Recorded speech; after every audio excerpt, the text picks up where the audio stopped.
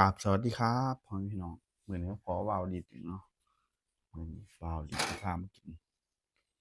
ผัดปลาดุกพี่น้องไข่ดาว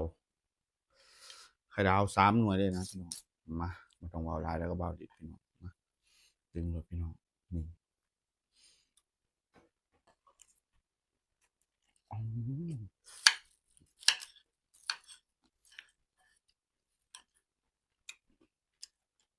ข้าวฮ้อนๆเลยนะพี่น้อง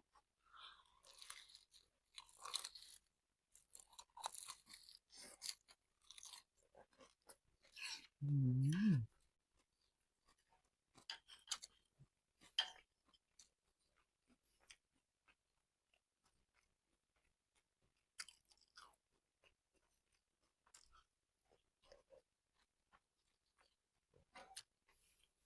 เครื่องเนาะ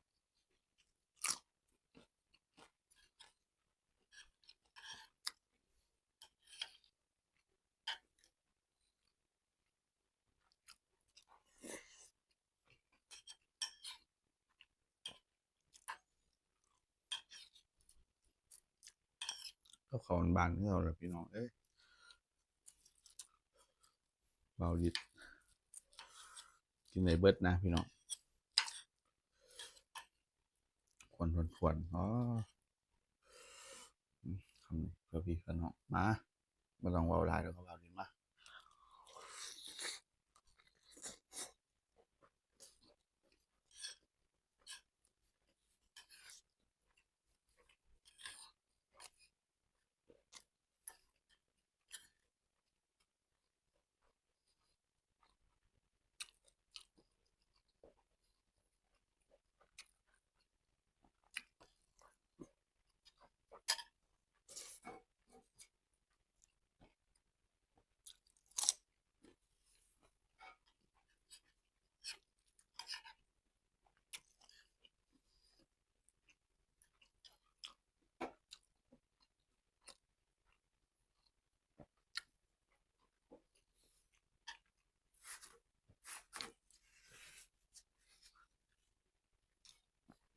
พี่น้องอย่าลืมกดไลค์กดแชร์ให้เบาดีเด้อกดติดตามไว้ก็ยังแจ้งเตือนไว้เบาดีต้องคลิปกูมือนะพี่น้อง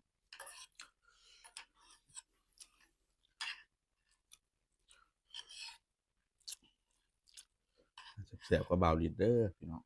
หาข้าวหาน้ำมากินกับเบาดีมาคนน้องหอมเลยพี่น้องไม่ต้องเบาหลาย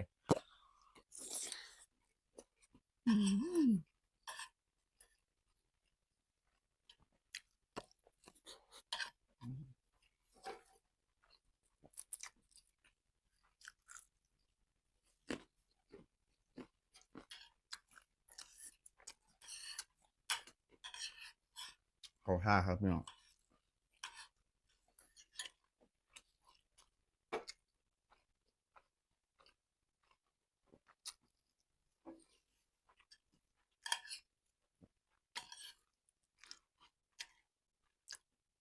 อย่าใช้มือเลยครับ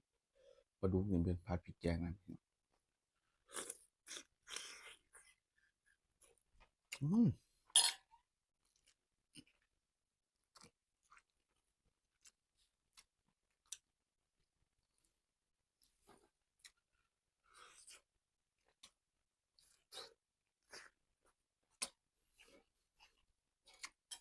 คักพี่น้อง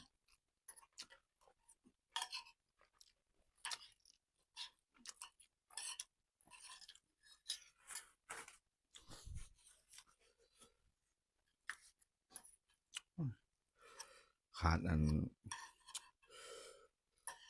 พริกน้ำปลาพี่น้องพริกน้ำปลาแจ๋วเลยนะ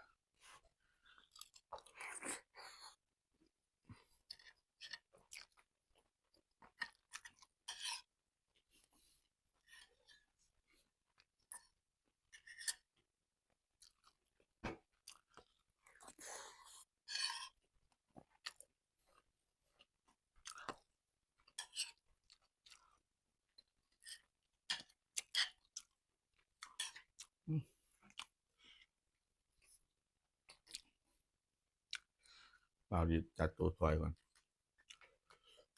เข้มข้นนะพี่น้อง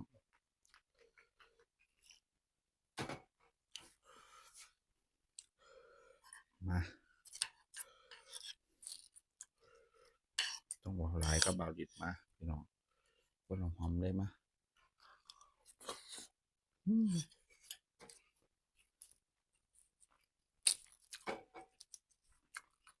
กระเทียมครับ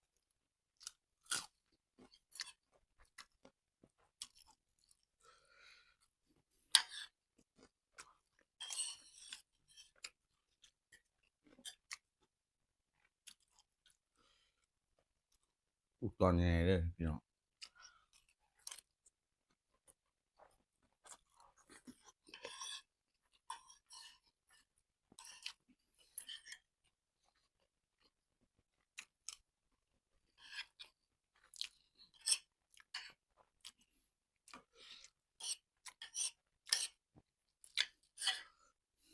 ของเสียบอยู่น้ำคนหมักนะพี่น้อง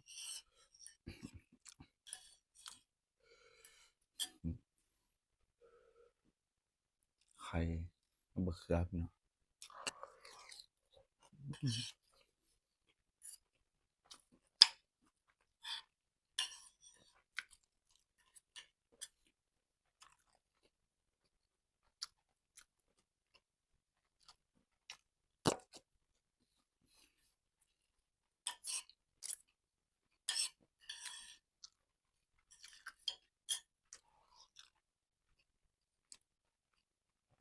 ปลาดุกนี่เฮ็ดหลายๆเมนูนะพี่น้องแซ่บพร้อมปิ้งต้มย่างโอ้หลายๆพี่น้องปนปนกับแซ่บเพื่อกันแม่นพัดนี่กับแซ่บเพื่อกันผู้ใดมักแบบทอดแบบบ่ทอดนะพี่น้องขอทาเบิดปลาดุก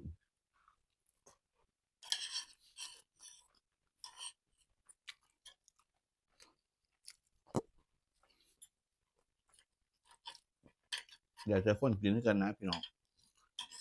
เบิ่งคนบ่กินขออภัยเด้อใครบ่กินก็เบิ่งเบากินเด้อ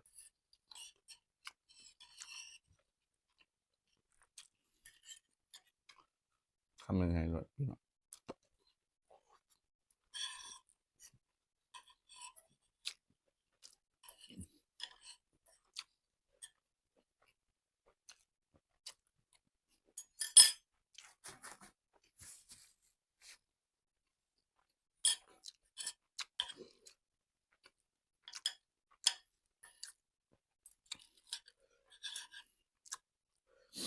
เมนูง่ายๆพี่น้องหลังเลิกนะฮะ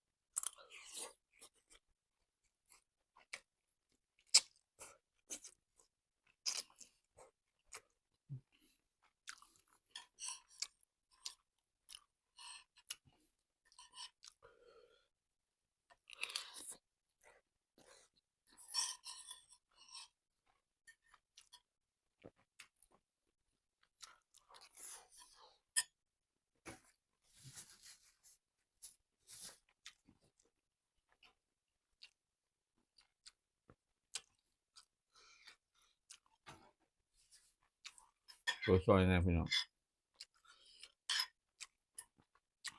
มันบ่เข้มข้นปานใดนะเบาดีได้ใส่ตัวซอยแน่นอนแต่ถ้าผู้มักพี่น้อง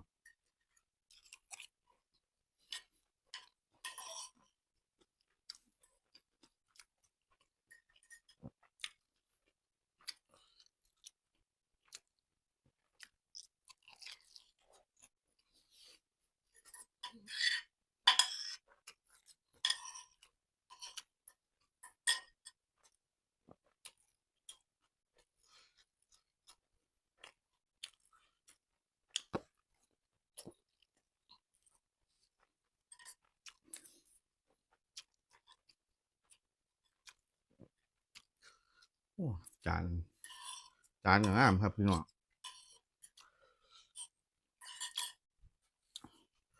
จานเอื่อยเอ้ยแพทเป็นคนสนับสนุนเด้อโอ้ขอบคุณเอื่อยเราหลายๆเด้อครับถ้วยเราก็ซื้อให้นะพี่น้องจานเราก็ซื้อให้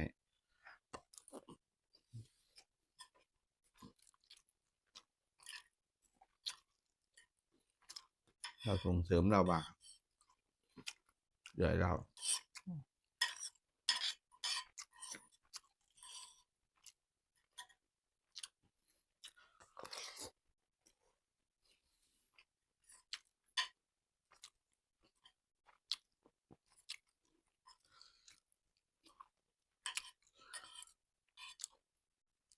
เว้าผิดประการใดก็ขอโทษขออภัยพี่น้องเด้อ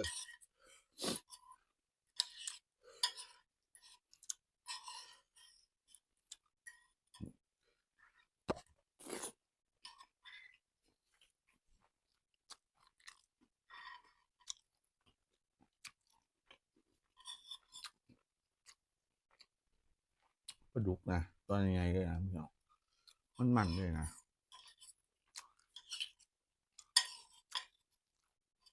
เบาดินมักกินได้พี่น้อง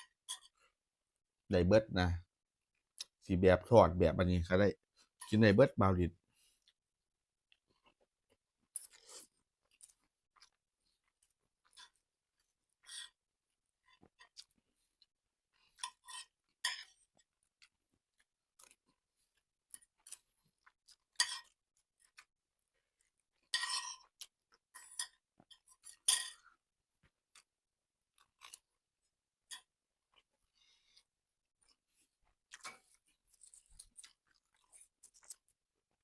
พี่น้อง